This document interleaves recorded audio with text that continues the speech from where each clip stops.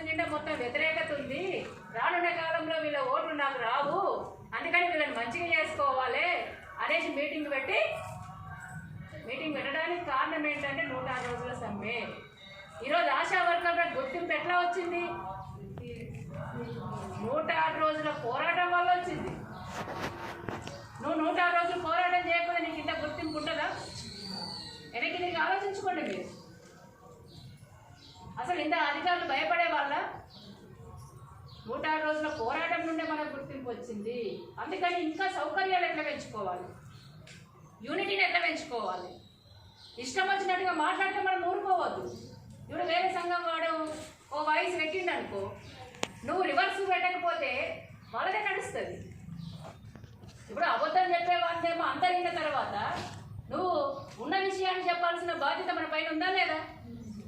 మన పైన ఉండాలి. ఉంటేనే కదా ఏది కరెక్ట్ అనేది ఆశాలు ఆలోచిస్తారు.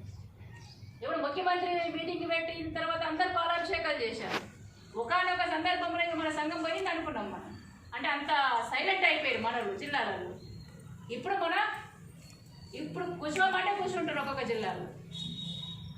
ఇప్పుడు కనపడుతుంది అనుకో 570 మందికి మనం ఒక నిర్ణయం చేస్తే మొత్తం కూర్చుంటారు పని బ్యాన్ చేసి. నిజామాబాద్ ఉందనుకో 1500 మంది ఒక నిర్ణయం చేస్తే కూర్చుంటారు. మీరు ఫిబ్రవరిలో చేసిన పోరాటాలు మీరు కూడా సిద్ధమయ్యారు పోరాటానికి. ఆన్లైన్ సర్వేకి సంబంధించి సిద్ధమయ్యారు. కాకపోతే మనోళ్ళందరూ గట్టిగా లేరు. అప్పటికే చాలా కాలం అయ్యింది. కొంతమంది భయానికి సాటికి చేస్తున్నారు. ఇక దాంతో మనము వెనకడికి వేసినాం. అందుకే మీరు డేట్ కూడా ఫైనల్ చేసుకున్నారు.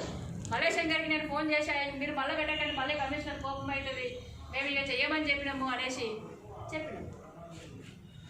అందుకని మన శక్తి బాగా పెద్దగా ఉంది రాష్ట్రంలో. ఈరోజు వాళ్ళు పెట్టిన మీటింగ్ మనకు ఒక జిల్లాతో సమానం. మొన్న వీళ్ళు ఇక్కడ పెట్టిన మీటింగ్ ఒక జిల్లాతో సమానం. అందుకని రాష్ట్ర మీటింగ్ వాళ్ళది.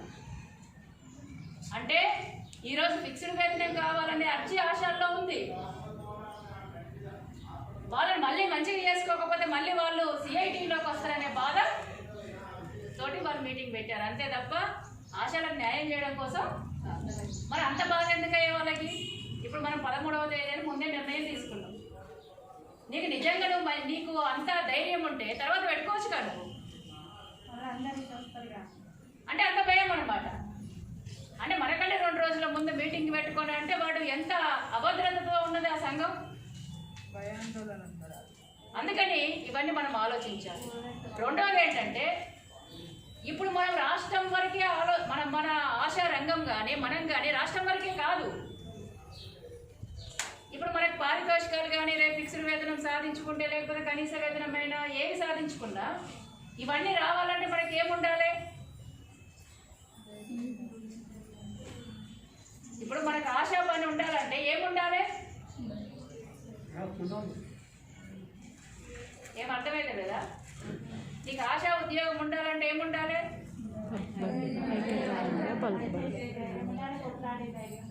అవన్నీ కరెక్ట్. ఇంకా ఏముండాలి?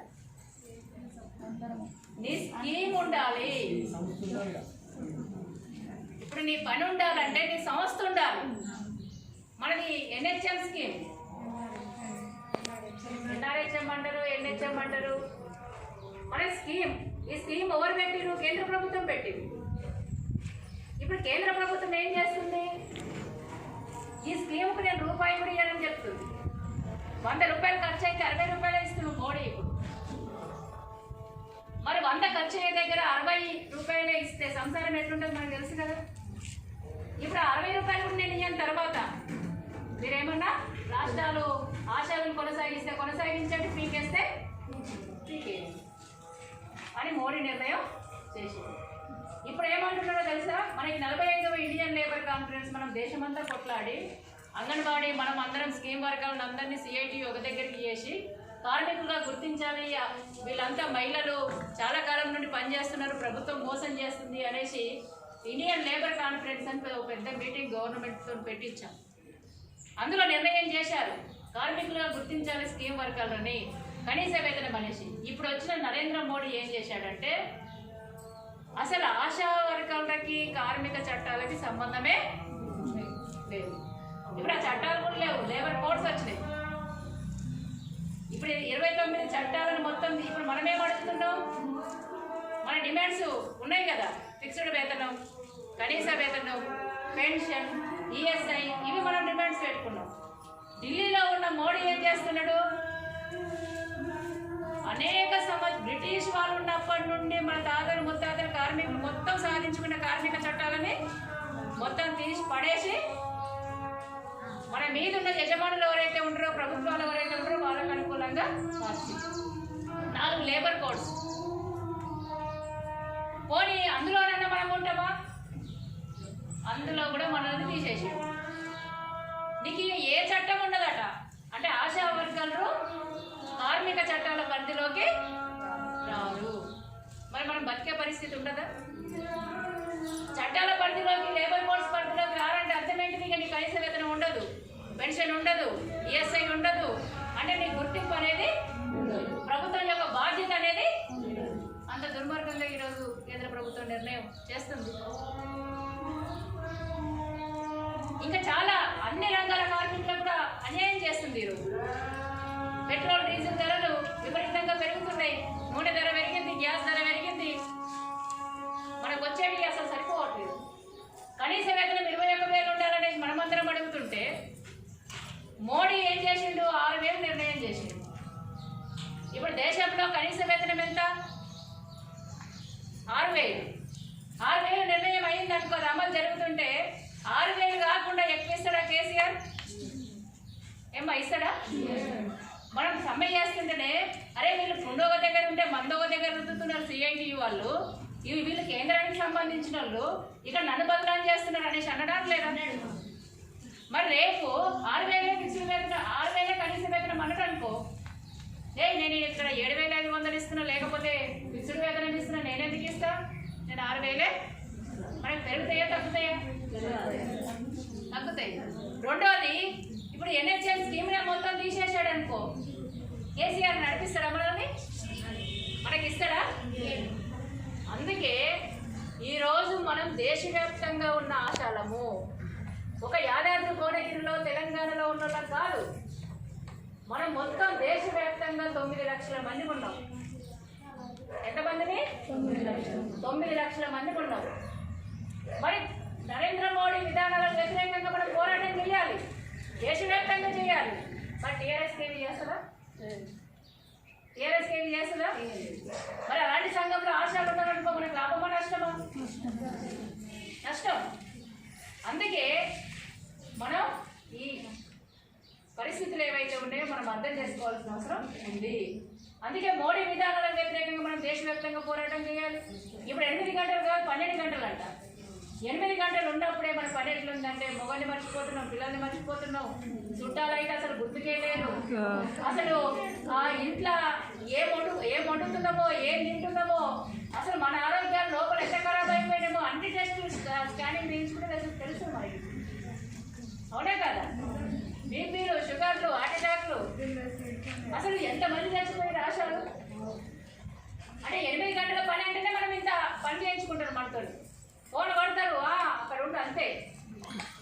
ఉండకపోతే ఇక నేను ఏదో ఆమె జేబులకి ఇచ్చే జీతం లాగా ఇక నేను సంతకం పెట్టా, ఇక నేను బిల్లు చేయ అన్నట్టుగా ముఖ్యమంత్రి కంటే ఎక్కువ ఉంటారు, మనకంటే మీద ఉండదు.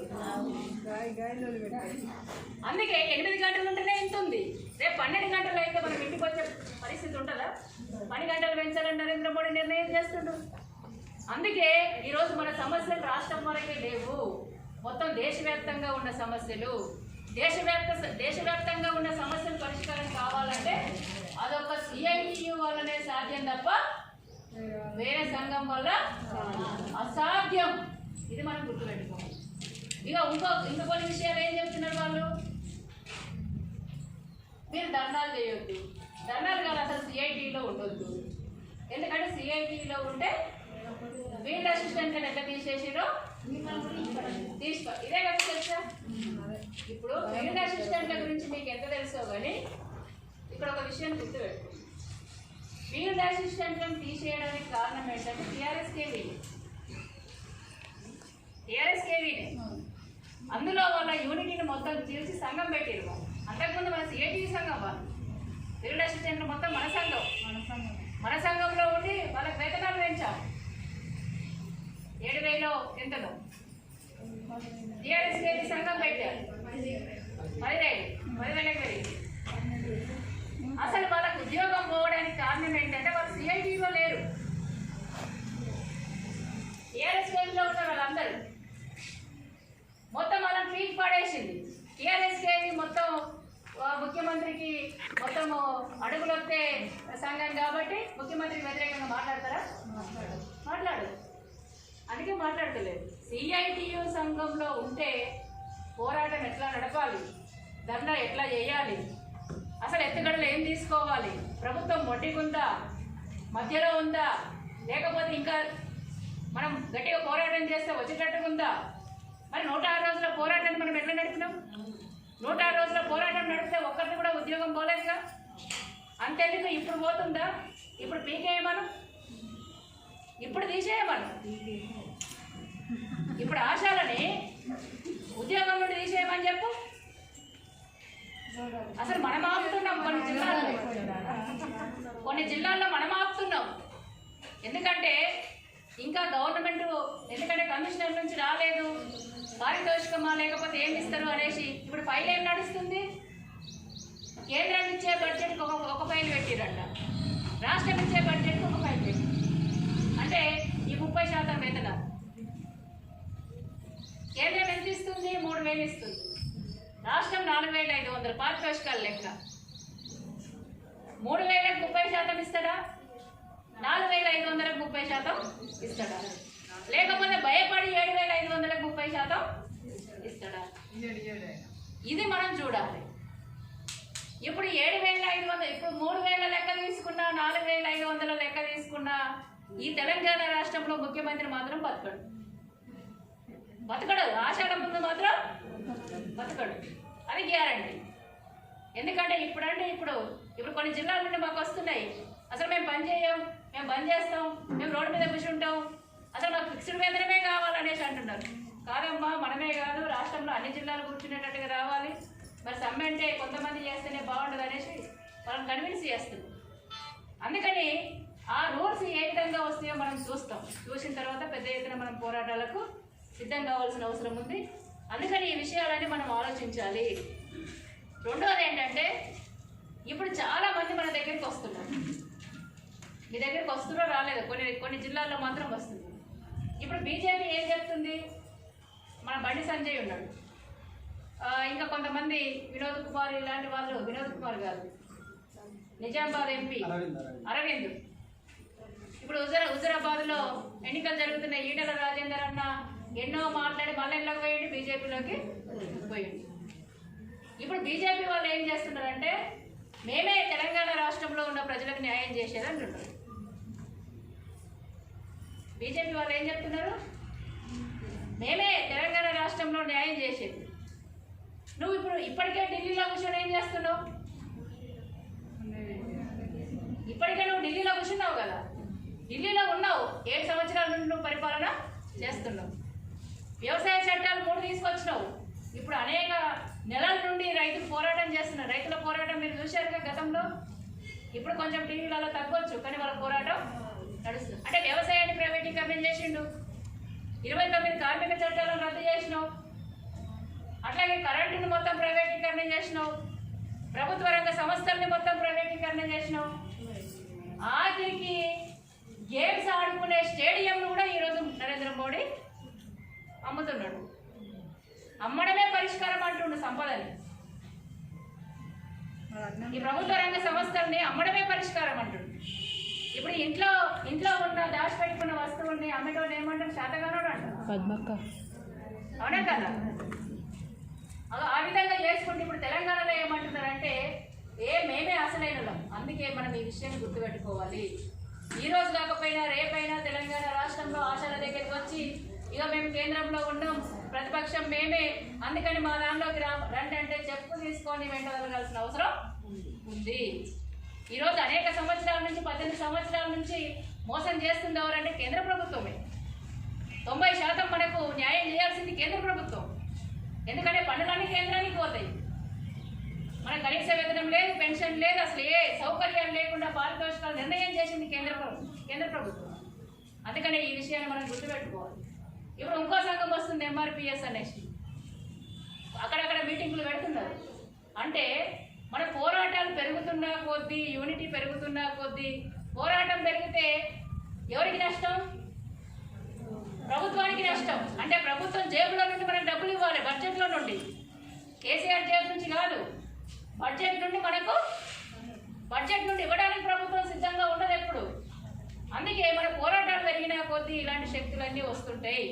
అందుకని అలాంటి వాళ్ళ గురించి మనం నమ్మొద్దు. ఈరోజు మన సమస్యలు ఖచ్చితంగా పరిష్కారం అయ్యే విధంగా మన పోరాటాలని మనం రూపొందిస్తాం. ఈరోజు రాష్ట్ర కమిటీ 16వ తేదీ అనుకున్నాం, కానీ ఈ ఆల్గొండ జెల్ టాబ్లెట్స్ పంచేది ఉంది అనేసి మన వాళ్ళందరూ మెసేజ్లు పెట్టారు. ఈ ఆల్గొండ జెల్ టాబ్లెట్స్ అయిపోయిన తర్వాత రాష్ట్ర కమిటీ పెడతాం. ఆశా వర్గాలు దేనికి సిద్ధంగా ఉన్నారు? పోరాటానికి సిద్ధంగా ఉన్నారా? తక్షణమే సిద్ధంగా ఉన్నారా? లేకపోతే ఇంకా కొంత సమయం మనం ఆగాలన్నా? ఆగిన సమయంలో కూడా ఎలాంటి పోరాటం చేయాలనేసి రాష్ట్ర కమిటీ మనం ప్లాన్ చేస్తాం. అందుకని నేను కోరుకునేది ఏంటంటే, ఈ జిల్లాలో కూడా మీరందరూ మన సంఘాన్ని పెంచే కృషి చేయాలి. వాళ్ళేమో చక్కెర కొడతా ఉంటాయి, మొత్తం ఒక షేర్ కొట్టిరంటే కథం, ఇక మొత్తం రౌండ్ తిరుగుతూ ఉంటాయి. అందుకని మన నోరు గట్టిగా రావాలి, మన వాయిస్ గట్టిగా రావాలి. మన పిఎస్సీలలో మనం నిలబెట్టుకోవాలి. మీరు నిలబెట్టుకుంటారు కాబట్టి మీరు వచ్చారు. కానీ పక్క వాళ్ళకు కూడా మనం అదే ధైర్యంతో సవాలు ఇసిరాల్సిన అవసరం ఉంది. అందుకే రానున్న కాలంలో ఈరోజు మనం కూడా ఆలోచిస్తున్నాం. మనం పోరాటం చేస్తుంటే వేరే సంఘం ఏం చేస్తుంది? మనల్ని కాలు పట్టి గుంజాలని చూస్తుంది, అంతే కదా. అందుకే రానున్న కాలంలో ఫిక్స్డ్ వేతనం కోసం నువ్వు నేను కలిసి పోరాటం చేద్దాం రా అని నిర్ణయం కూడా మనం చేయాల్సిన అవసరం ఉంది. అప్పుడు ఎవరి సైడ్ ఉంటారో వాళ్ళు ఆశాలే, అంతే కదా. ఇప్పుడు నువ్వు నేను కలిసి పోరాటం చేద్దాం రా, ఫిక్స్డ్ వేతనం లేదు, సమస్యలు పరిష్కారం కాలేదు, ఇంకెన్ని రోజులు ఉన్నావు ఇట్లా? నువ్వైనా వాళ్ళ కోసం పనిచేసేదే, మేమైనా అనాలి కదా మాట వరుసకి, మేమైనా వాళ్ళ కోసం పనిచేసేదే. అందుకని కలిసి పోరాటం చేద్దాం, ప్రభుత్వం మీద ఒత్తిడి వస్తుంది అనేసి అంటే అప్పుడు పోరాటంలో కన్నా రావాలి, లేకపోతే వాళ్ళ వెనకాల ఉన్న ఆశయాలన్నా మనకు రావాలి. అందుకని రానున్న కాలంలో అలాంటి పోరాటాన్ని కూడా మనం ప్లాన్ చేయాల్సిన అవసరం ఉంది. అందుకని ముఖ్యమైన విషయాలన్నీ వచ్చినాయి అనేసి అనుకుంటున్నా. ఇంకేదైనా డౌట్స్ ఉంటే మీరు అడగవచ్చు. ఈ సమయం ఇచ్చిన అధ్యక్షురాలకి అట్లాగే నాయకత్వానికి మీకు అందరికీ కూడా ధన్యవాదాలు.